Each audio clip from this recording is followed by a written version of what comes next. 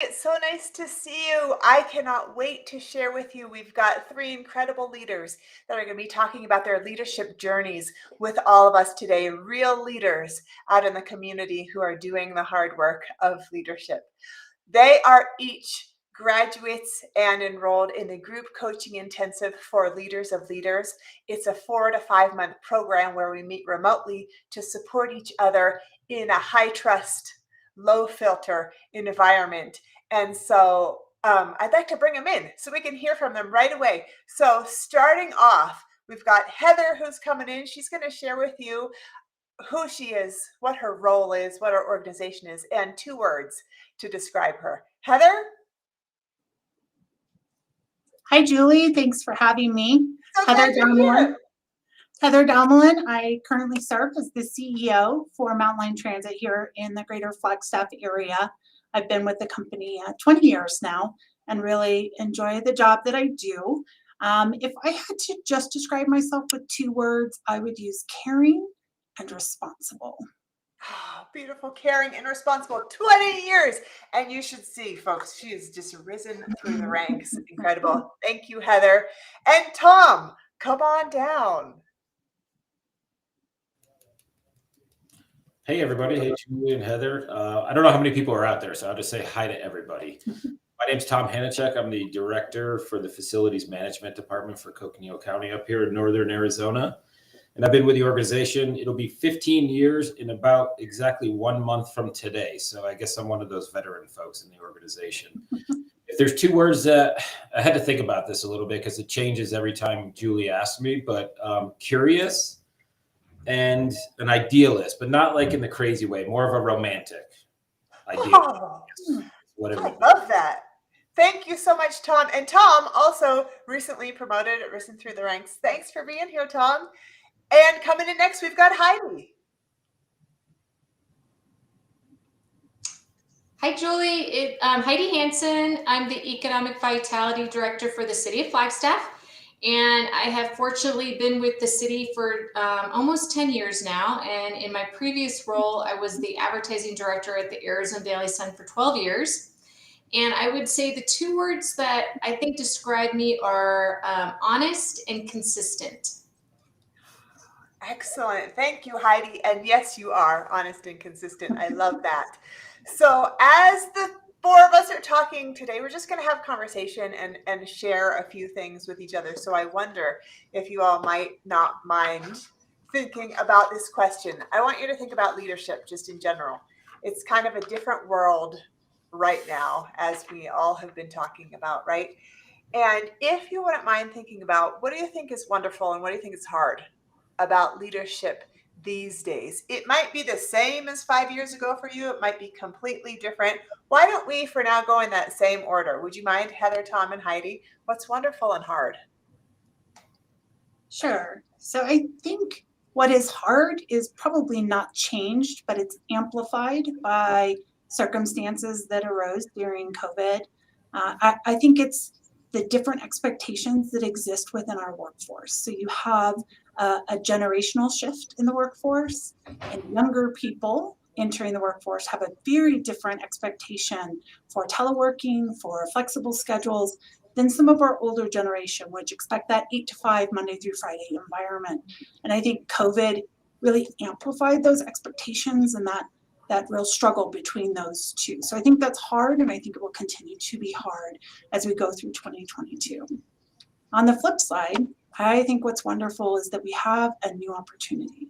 It's a new opportunity to engage and to explore and define our path going forward. And I think both of those workforces are going to provide the best work environment as we go forward. So excited about that. Thank you for that. So inspiring. Thanks. And Tom, how about you? What do you think? Yeah, I think in the same regards as Heather was talking about, it's more about the work environment that we see opportunities and challenges over. And I'll just talk about how it's changed in the last 2 years.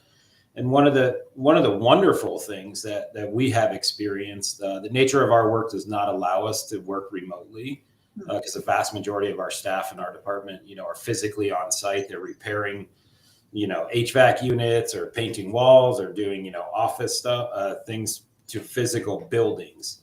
So I think one of the benefits of the pandemic is it's really brought our team together, and we're much stronger because we've all suffered through it together and we came to work every single day.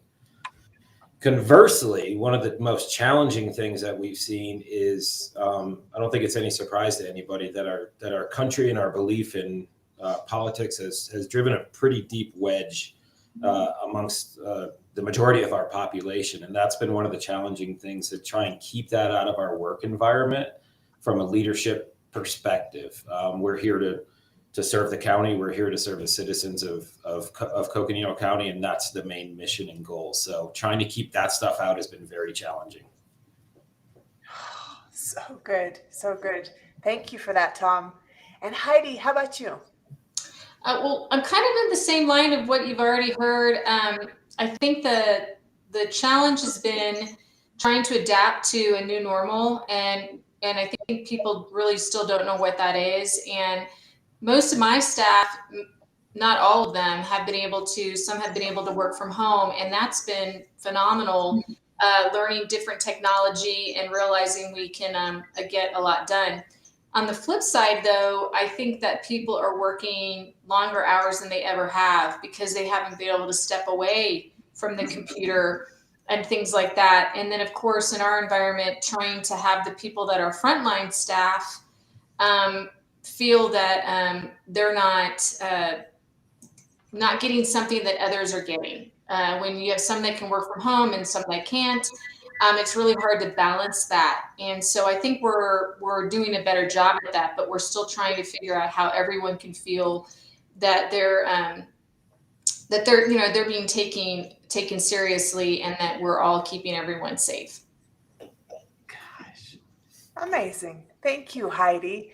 And I have an issue with one of my growth areas is I want to talk to all of you about everything, right? And I'm trying really hard to withhold because I want to hear from you. So thank you all. And I could have half an hour conversations with each of you about each of those things.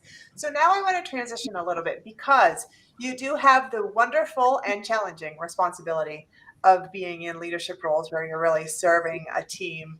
You all exemplify servant leadership. I know that. And you've all been through the group coaching intensive for leaders of leaders, where you are connecting with other leaders in a deep way. It's for the folks who, I like to say, who don't need another training, right? You are lifelong learners. I know that about the three of you, and you love to learn and grow and develop. But this is a real way that you've communed in a different way. So I want to ask you, is there something specific that you could share with us without outing any individuals or any companies that somebody said or somebody shared that stood out to you over the 4 or 5 months? It could be something about their life. It could be advice that they gave to you. It could even just be a way that they showed up. Any of that. I'd love to hear from you. And Heidi, can I put you on the spot? Can we go in reverse order this time? Sure.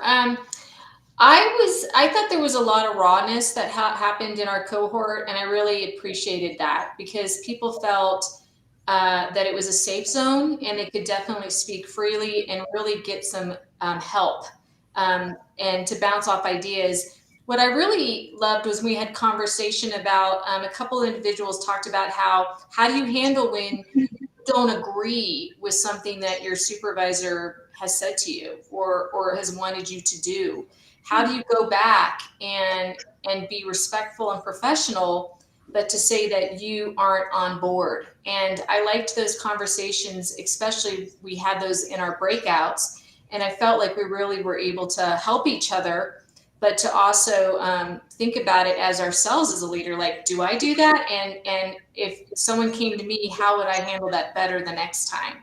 So I really enjoyed a couple of those times when we had breakouts, really getting down to the nitty gritty on some issues. Oh, Heidi, thank you so much for that. And for folks, if you don't know, we offer these just 2 times per year. They start either in February or they start in August, and we have multiple cohorts going on at the same time. And so Heidi and Tom and Heather were not all in the same group. Thank you, Heidi. Tom, how about you? Yeah, so mine's pretty brief, and it's something that I've been taught over the years, but it really had more of an impact in this group coaching intensive.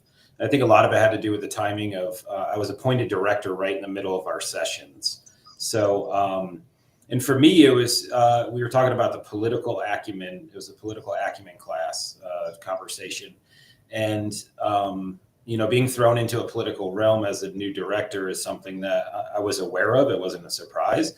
But somebody had mentioned that regardless of what happens, never take it personally. And I've heard that over the years, right? But it resonated a lot more in my new position. So that one stuck with me probably more than anything throughout the entire. There's a lot of stuff, but that one is just, it's so simple, so it's easy for me to remember. I love that. And isn't it interesting that throughout our lives we can hear different things, but sometimes it lands the most when it's delivered in a certain way by a certain person, or it really is the time really makes sense for us to hear that. Thank you, Tom. And Heather, how about you?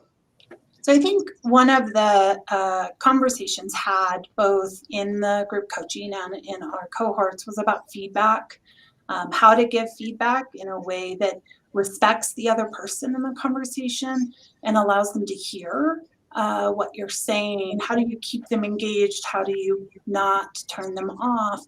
Because the interest is really in growing, right? For that person as a supervisor or a peer to really give feedback that aids in that growth and keeps them engaged versus shutting them down. And I appreciated the different perspectives. And I remember doing role playing at one point in one of the coaching sessions. And I thought it was really valuable to take that and implement it where you can, to kind of practice and have some perspective on how those feedback conversations would go. And so I appreciated that new skill for me and my team. Oh, Heather, thank you for that. And when I'm trying to be funny and talk about feedback, I often talk about feedback as the F word, just meaning that we often have such a hard time with it. We think of someone's like, I have to give you some feedback. And we're like, oh, no, it sounds terrible. And it certainly does not have to be that way as long as we can change the culture of it. Thank you, Heather. So now this last question, and you can decide who goes first, second, and third. The question is, if you had to narrow the benefits that you received from the group coaching intensive to one or two things, what would you say? I know it's you might be like, well, there's 15 different things, or you might not. I don't know. We'll hear what you have to say. I'm curious, and I'm also going to be curious to see if you all are saying the same things or different things. Who wants to jump in? Well, since I haven't gone first, I guess I'll take one from the team, right?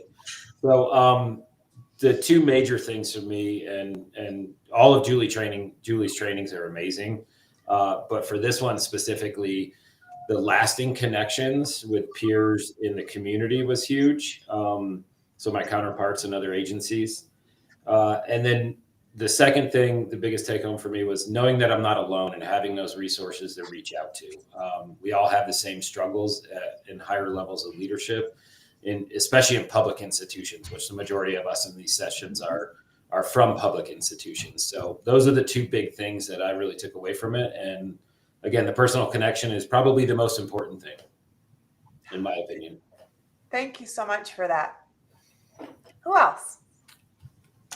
I'll go. I think that I've spent so much time in the last few years writing out training plans and professional development plans for other staff. And some have asked for it and some have not asked for it, but we want to get them to greatness. And so we do those things to help our staff. But I think that I was neglecting me, and I was neglecting the fact that I needed to be able to step away from the day-to-day and to connect with new people and to hear that I wasn't in this alone. And it was really good for me to do that, because there'd be days where I'm like, I don't know that I'm in the mood, right? I'm having a really crappy day. And I would end up going and getting on the cohort. And then I was like, wow, this is exactly what I needed today. So I think it was a really good message to myself that my development never should end. Awesome, Heidi. Thank you for that. So hard to make that time for ourselves or to remember sometimes, but once it's on the calendar, then it happens. Thank you, Heidi. And Heather, how about you? So I did have, as one of the two things, something very similar to Tom. It was really about growing the network of people that I could call on. And I actually wrote when I lose my way. So I think we get very busy in our lives, and I appreciate knowing that I have somebody that can reach out to and help ground me back to the things that we've learned and gone through together. But I think probably the biggest takeaway for me is that it's okay to be slow and to be intentional. I think no matter which topic we were talking about, that was a reoccurring theme for me is be intentional. I actually have it on my wall here in my office now because I think it's that valuable to ask enough questions to be intentional. And so that was a big takeaway for me that continues to be reinforced in all the things. Oh, how incredible. Thank you so much. I'm so grateful for each of you. And I just want to share on a personal note, and I don't say this unless I really mean it. It is my absolute favorite program that I get to coach, that I get to be involved with, because of the caliber of folks, the personal commitment, the willingness to be vulnerable and real and raw, and people show up and champion each other. That is incredible for me to be a part of. So I'm so grateful.